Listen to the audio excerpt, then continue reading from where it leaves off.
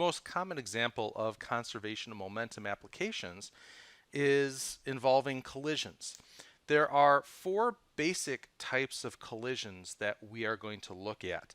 Just to give you an idea, collision that we define is where we have two or more objects that make contact with each other. And we're assuming that at least one of the objects will be in motion before the collision occurs. The four types that we're going to look at are elastic collisions, inelastic collisions, we have completely inelastic collisions,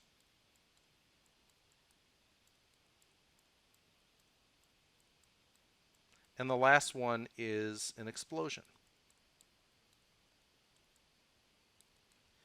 Breaking down the four types of collisions, we have one constant that occurs with all types of collisions, and that is that momentum is conserved. So we know that P is conserved, whether we're talking about elastic, inelastic, completely inelastic, or an explosion. So what is it that differentiates the different types of collisions? Well, starting off with our elastic and our inelastic collisions. Elastic and inelastic collisions are very similar to each other in that you have multiple objects that collide with each other and then they end up bouncing off of each other. That doesn't mean that it has to bounce backwards, but it means that after the collision, the objects are not in contact with each other. So that means elastic, we have the objects not in contact. And for inelastic, the objects are not in contact. Which means that the difference between the elastic and inelastic collisions is that in an elastic collision, the total amount of kinetic energy of the system is conserved,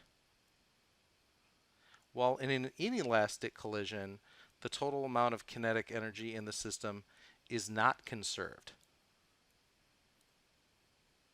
That means that the energy is transferred to other forms of energy. It could be thermal energy, it could be sound energy. Those are probably the two most common energy transfers that would occur in an inelastic collision.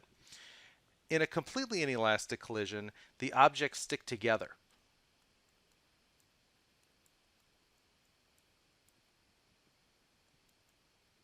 So an example of a completely inelastic collision would be if you had two train cars that were rolling towards each other and then they collided and coupled together where they moved as one object.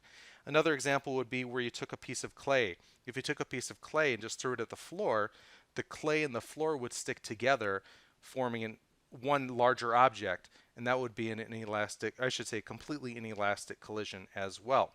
For an explosion, the difference between the explosion and the other is that the explosion is basically the opposite of our completely inelastic collision.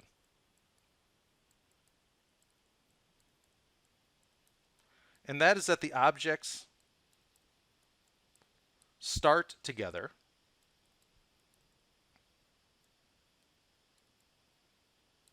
and then break apart. So if you think about a typical explosion, you have one object that is going to be broken apart into multiple objects. What happens in that case is that the momentum is still conserved. It's just now you have many different objects that are individual, and they each have their individual momentum. Those are the four different types of collisions that we're going to take a look at in this course.